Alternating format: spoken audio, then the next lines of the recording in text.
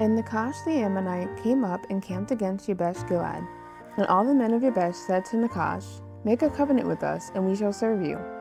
Then Nakash the Ammonite answered them, "For this I make a covenant with you, that I dig out all your right eyes, and I shall bring reproach on all Israel."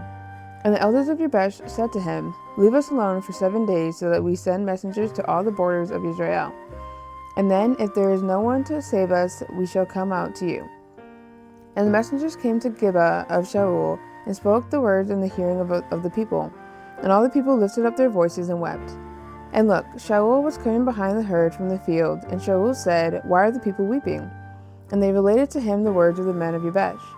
And the spirit of Elohim came upon Shemu'el mightily as he heard these words, and his displeasure burned greatly. And he took a yoke of cattle, and cut them in pieces, and sent them throughout all the border of Israel by the hands of messengers, saying, "Whoever does not go out with Shemu'el and Shemu'el to battle, let this be done to his cattle." And the fear of Yahuwah fell on the people, and they came out as one man.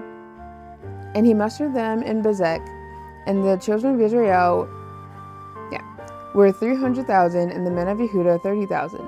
And they said to the messengers who came, "Say this to the men of Yabesh Gilead, tomorrow by the time the sun is hot, you shall have help." Then the messengers came and informed the men of Yabesh, and they rejoiced. So the men of Yabesh said, "Tomorrow we come out to you, and you shall do to us whatever seems good to you." And it came to be, on the next day, that Shaul put the people in 3 companies, and they came into the midst of the camp in the morning watch, and struck Ammon until the heat of the day. And it came to be that those left were scattered, so that no 2 of them were left together. And the people said to Shemu'el, who said, "Shall Shaul reign over us? Bring the men, so that we put them to death." But Shaul said, "No man is to put to death this day, for today Yahuwah has wrought deliverance in Israel." And Shemu'el said to the people, "Come, and let us go to Gilgal, and renew the reign there." And all the people went to Gilgal, and there they set up Shaul to reign before Yahuwah in Gilgal. And there they slaughtered slaughterings of peace offerings before Yahuwah. And there Shaul rejoiced, and all the men of Israel very greatly. Chapter 12. And Shemu'el said to all Israel, "Look, I have listened to your voice in all that you have said to me, and have set a sovereign over you.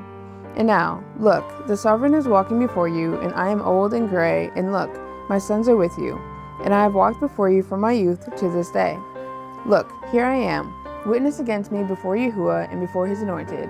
Whose ox have I taken, or whose donkey have I taken, or whom have I oppressed? Whom have I abused, or from whose hand have I received any bribe with which to blind my eyes? Then I restored to you."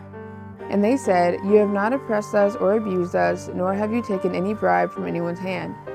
So he said to them, "Yahuwah is witness against you, and his anointed is witness today, that you have found naught in my hand." And they answered, "He is witness."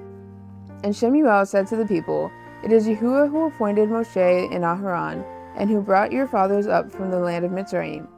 And now stand still, so that I judge you before Yahuwah concerning all the righteous acts of Yahuwah which he did to you and your fathers. When Yaakov had come to Mitzrayim, and your fathers cried out to Yahuwah, then Yahuwah sent Moshe and Aharon, who brought your fathers out of Mitzrayim, and made them dwell in this place. But they forgot Yahuwah their Elohim, so he sold them into the hand of Sisera, commander of the army of Katsor, and into the hand of the Philistines, and into the hand of the sovereign of Moab, and they fought against them. And they cried out to Yahuwah and said, "We have sinned because we have forsaken Yahuwah and served the Baals and the Ashtaroth. And now deliver us from the hand of our enemies, and we serve you." And Yahuwah sent Yerubbaal and Badon and Yiftah and Shemu'el, and delivered you out of the hand of your enemies round about, and you dwelt in safety. And when you saw that Nakash, sovereign of the children of Ammon, came against you, you said to me, "No, but let a sovereign reign over us." And Yahuwah your Elohim was your sovereign. And now, here is a sovereign whom you have chosen and whom you have asked. And see, Yahuwah has set a sovereign over you. If you fear Yahuwah and shall serve him and obey his voice, and not rebel against the command of Yahuwah, then both you and the sovereign who reigns over you shall follow Yahuwah your Elohim. But if you do not obey the voice of Yahuwah and shall rebel against the mouth of Yahuwah, then the hand of Yahuwah shall be against you, as it was against your fathers. And now, stand and see this great matter which Yahuwah does before your eyes. Is today not the wheat harvest? Let me call to Yahuwah so that he sends thunder and rain. Know then and see that your evil is great, which you have done in the eyes of Yahuwah, in asking for yourselves a sovereign. And Shemu'el called to Yahuwah, and Yahuwah sent thunder and rain that day. And all the people greatly feared Yahuwah and Shemu'el. And all the people said to Shemu'el, Pray for your servants to Yahuwah your Elohim, that we do not die, for we have added to all our sins this evil of asking for ourselves a sovereign. And Shemu'el said to the people, Do not fear. You have done all this evil, only do not turn aside from following Yahuwah, and you shall serve Yahuwah with all your heart. And do not turn aside after worthless matters which do not profit or deliver, for they are worthless. For Yahuwah would not cast away his people for his great name's sake, seeing it has pleased Yahuwah to make you his people. Also, as for me, far be it from me that I should sin against Yahuwah in ceasing to pray for you, but I shall teach you the good and the straight way. Only fear Yahuwah, and you shall serve him in truth with all your heart, for consider what marvels he has done for you. But if you persist in doing evil, both you and your sovereign are consumed. Chapter 13. Shemu'el was redacted years old when he began to reign. And when he had reigned 2 years over Israel, Shemu'el chose for himself 3,000 men of Israel. And 2,000 were with Shemu'el in Michmash, and in the mountains of Bethel. And 1,000 were with Jonathan in Gibeah and Benjamin. And the rest of the people he sent away, each to his tent. And Jonathan struck the watchpost of the Philistines that was in Gibeah, and the Philistines heard of it. And Shemu'el blew with the shofar throughout all the land, saying, Let the Hebrews hear.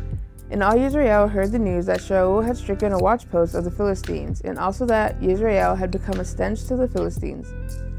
And the people were summoned to Shemu'el at Gilgal. And the Philistines gathered to fight Israel, 30,000 chariots and 6,000 horsemen, and people as numerous as the sand on the seashore. And they came up and encamped in Michmash, east of Beth Aven. And the men of Israel saw that they were in trouble, for the people were distressed, and the people hid in caves, and in thorny bushes, and in rocks, and in holes, and in pits. And some Hebrews passed over the Jordan to the land of Gad and Gilead. But Shemu'el was still in Gilgal, and all the people followed him, trembling. And he waited for 7 days, according to the appointment with Shemu'el. But Shemu'el did not come to Gilgal, and the people were scattered from him. And Shemu'el said, Bring an ascending offering and peace offerings here to me. And he offered the ascending offering. And it came to be, as he had finished offering the ascending offering, look, Shemu'el came. And Shemu'el went out to meet him, to bless him. Then Shemu'el said, What have you done? And Shemu'el said, Because I saw that the people were scattered from me, and that you did not come within the days appointed, that the Philistines gathered at Michmash. So I said, The Philistines are going to come down on me at Gilgal, and I have not appeased the face of Yahuwah. So I felt compelled and offered an ascending offering. And Shemu'el said to Shemu'el, You have been foolish. You have not guarded the command of Yahuwah your Elohim, which he commanded you. For now Yahuwah would have established your reign over Israel forever. But now your reign is not going to stand. Yahuwah shall seek for himself a man after his own heart. And Yahuwah shall command him to be leader over his people, because you have not guarded what Yahuwah commanded you. And Shemu'el arose and went up from Gilgal to Gibeah of Benjamin. And Shemu'el mustered the people who were present with him, about 600 men. And Shemu'el and Jonathan his son, and the people who were present with them remained in Gibeah of Benjamin, while the Philistines camped at Michmash. And from the camp of the Philistines, raiders went out in 3 companies.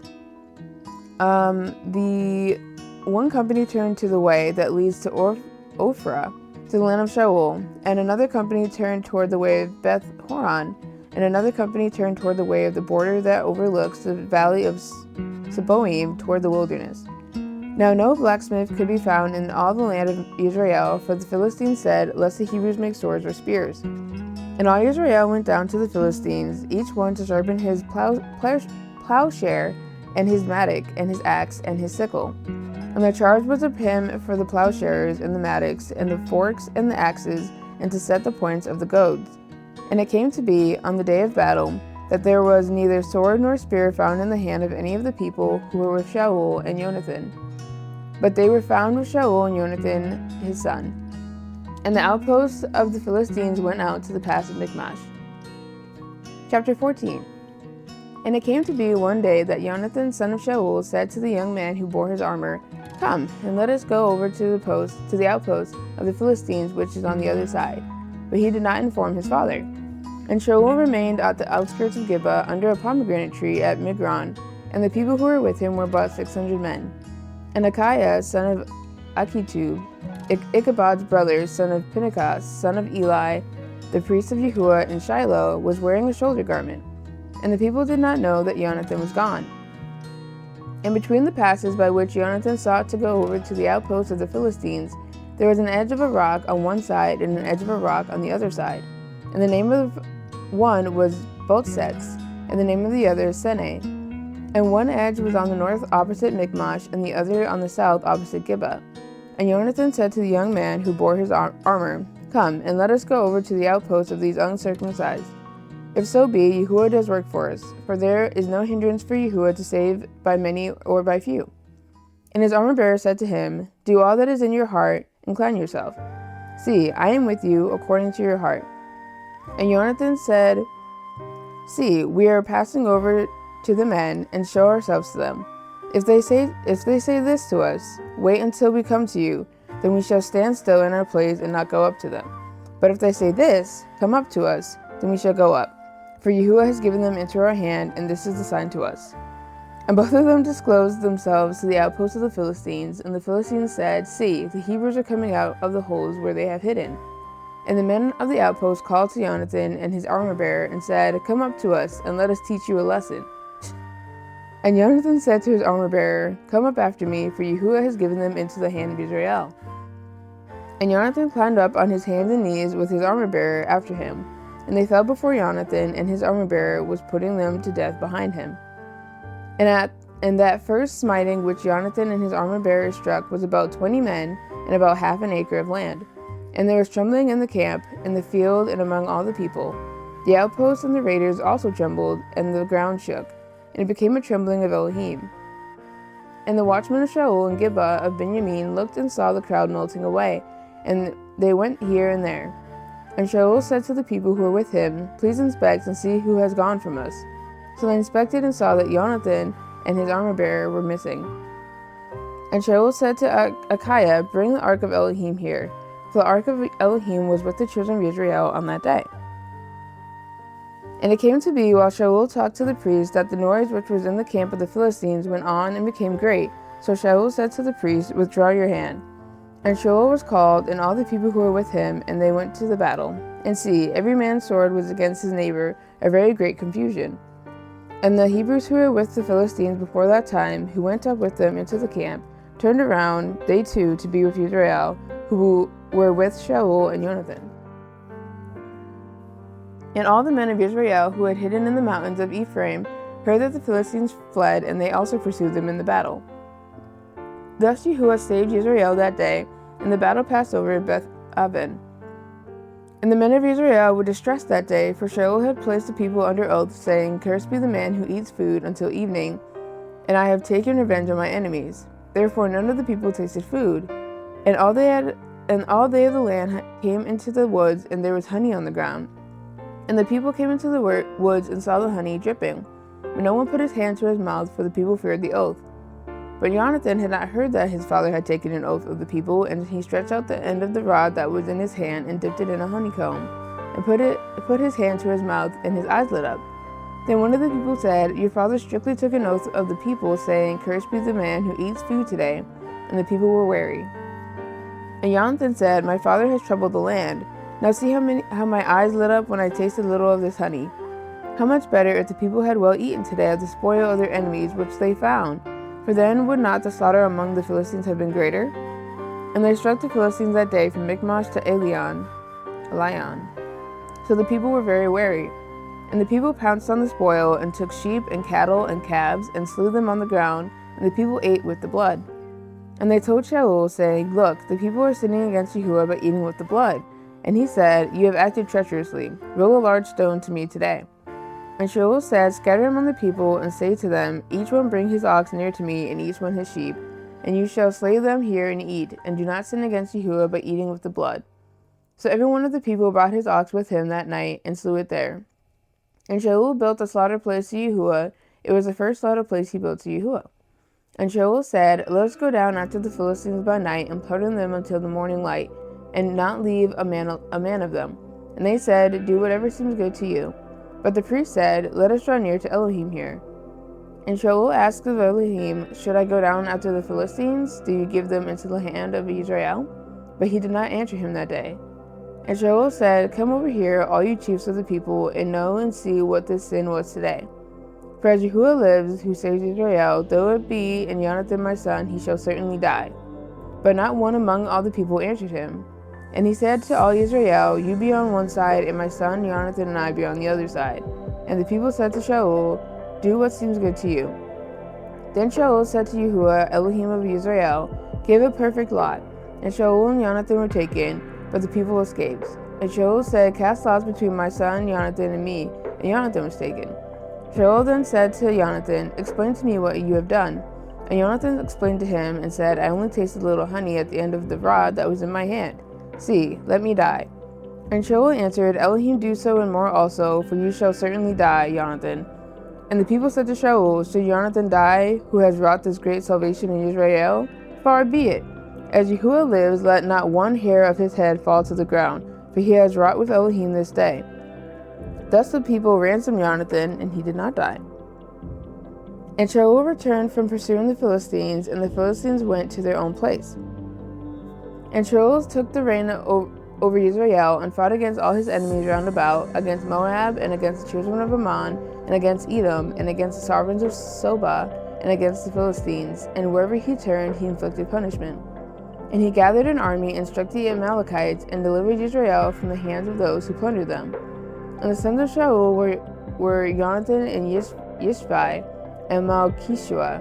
And the names of his 2 daughters were these: the name of the firstborn, Merab, and the name of the younger, Michal.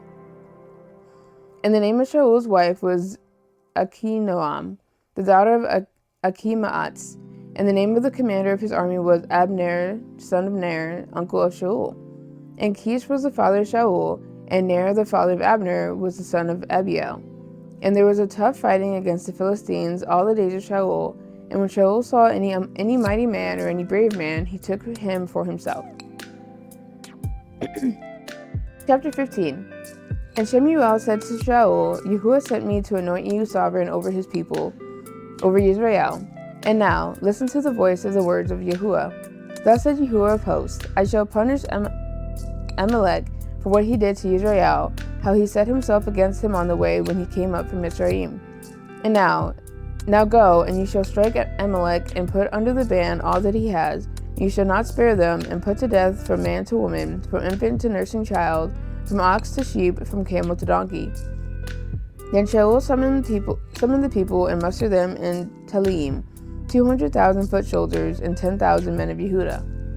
And Shaul came to a city of Amalek, and lay in wait in the wadi. And Shaul said to the Canaanites, "Go, turn aside, come down from among the Amalekites, lest I destroy you with them. For you did show loving commitment to all the children of Israel when they came up out of the Mitzrayim." So the Canaanites turned aside from the midst of the Amalekites. They said, "Say less, goodbye." And Shaul struck the Amalekites from Kavila all the way to Shur, which is before Mitzrayim. And he caught Agag, sovereign of the Amalekites, alive, and put under the ban all the people with the edge of the sword. But Shaul and the people spared Agag, and the best of the sheep, and the cattle, and the fatlings, and the lambs, and all that was good, and would not put them under the ban. But all goods despised and worthless they put under the ban. And the word of Yahuwah came to Shemu'el, saying, "I am grieved that I have set up Shaul as a sovereign, for he has turned back from following me, and has not performed my words." And it displeased Shemu'el, and he cried to Yahuwah all night. And Shemu'el rose early in the morning to meet Shaul, and it was told to Shemu'el, saying, Shaul went to Carmel, and see, he set up a monument for himself. Then turned and passed over, and went down to Gilgal. And Shemu'el came to Shaul, and Shaul said to him, "Blessed are you of Yahuwah, I have performed the word of Yahuwah." But Shemu'el said, "What then is this bleating of the sheep in my ears, and the lowing of the cattle which I hear?" And Shaul said, "They have brought them from Amalek, because the people spared the best of the sheep and the cattle to slaughter to Yahuwah your Elohim, and the rest we have put under the ban." And Shemu'el said to Shaul, "Wait and let me declare to you what Yahuwah said to me last night." And he said to him, "Speak." And Shemu'el said, "Though you were little in your own eyes, were you not head of the tribes of Israel? And did not Yahuwah anoint you sovereign over Israel? And Yahuwah sent you on the way and said, Go, and you shall put under the ban the sinners, the Amalekites, and fight against them until they are consumed. And why did you not obey the voice of Yahuwah, but swooped down on the spoil, and did evil in the eyes of Yahuwah?"